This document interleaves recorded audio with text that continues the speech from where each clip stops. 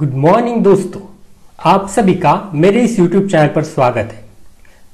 आज हम कक्षा 6वीं सामान्य विज्ञान के अंतर्गत घटक क्रमांक 14 light and formation of shadow, प्रकाश और छाया का निर्माण का अध्ययन करेंगे। इस घटक के अंतर्गत आज हम देखेंगे प्रकाश का संचरण। प्रकाश का संचरण किसे कहते हैं और प्रकाश का संचरण किस प्रकार से होते हैं, प्रोपगेशन ऑफ लाइट। दोस्तों, जो वस्तुएं प्रकाश बाहर निकालते हैं अर्थात वे स्वयं का प्रकाश उद्गम है, उन्हें प्रदीप्त वस्तुएं कहते हैं। कुछ ऐसी बातें जो इस कंसेप्ट के लिए आवश्यक है उनका अध्ययन देखते हैं।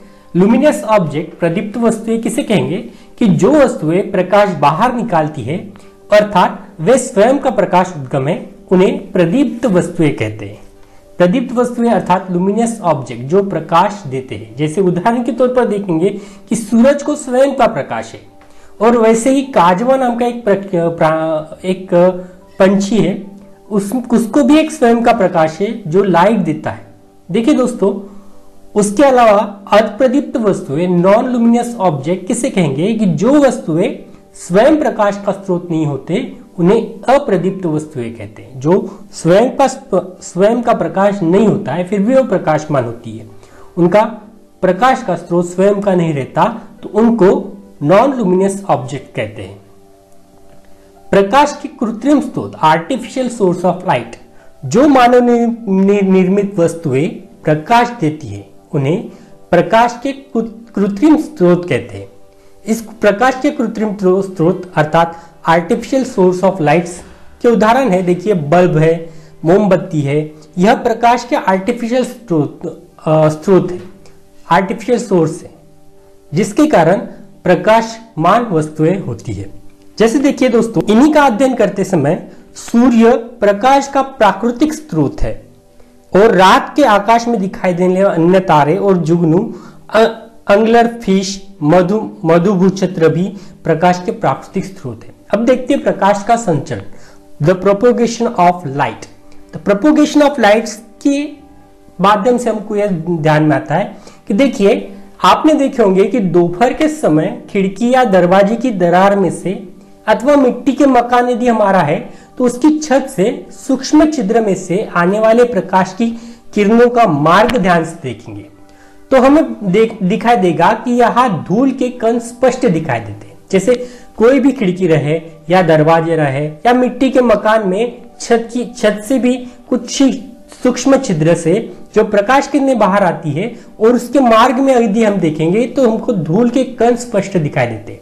इसके द्वारा हम कह सकते हैं कि प्रकाश का संचरण किस प्रकार से होता है। देखिए चित्र में हमको दिखाई दे रहा है कि खिड़की में से जो प्रकाश की किरणें बाहर आती है और एक निश्चित वस्तु पर पड़ती है, पर उस किरणों की ओर ध्यान देंगे तो वहां पर हमको धूल के कण दिखाई देंगे। इससे हम कह सकते हैं कि इन कणों के द्वारा हमें प्रकाश के मार्ग की जान प्राप्त होती है। इससे स्पष्ट होता है कि प्रकाश का मार्ग सरल है, सरल रेखा में प्रकाश ट्रैवल करता है। Propagation of lights is straight.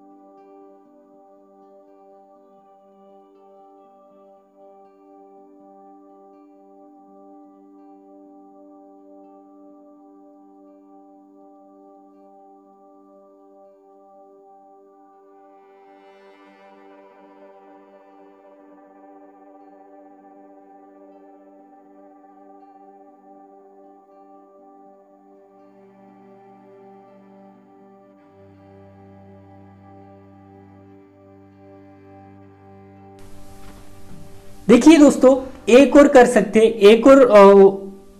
एक और प्रयोग हम घर बैठे कर सकते हैं कि एक सीधी नली लो, उस पर आसानी से मुड़ सके, वह आसानी से मुड़ सके ऐसी एक सीधी नली लेना है। किसी टेबल पर जलती हुई मोमबत्ती रखना है, जलती हुई मोमबत्ती किसी टेबल पर रखना है। देखिए इस प्रकार से एक टेबल पर हम जलती हुई मोमबत्ती रख दिए। अब उस पाइप से सीधी नली की सहायता से उस मोमबत्ती को देखना है। हमें क्या दिखाई देगा कि मोमबत्ती की जलती हुई लो हमको दिखाई देगी। क्या जलती मोमबत्ती दिखाई देती है? हाँ, हमको जलती हुई मोमबत्ती दिखाई देती है। अब क्या करेंगे, अब उस नली को थोड़ा सा मोड़ देंगे, उस नली को थोड़ा सा मोड़ देंगे। अब मोड़ने के बाद, इस प्रकार से मोड़ने के बाद क्या हमको वो जो लौ दिखाई देगी? अब मुड़ी हुई नली से मोमबत्ती को देखने के पश्चात उसको दिखाई देगा कि अब मोमबत्ती की लौ दिखाई नहीं देगी। इस बात से हम यह निष्कर्ष लगा सकते हैं कि प्रकाश के सरल मार्ग में होने वाले संचरण को प्रकाश का रेखीय संचरण कहते हैं। प्रकाश का रेखीय संचरण यानी propagation of light is a straight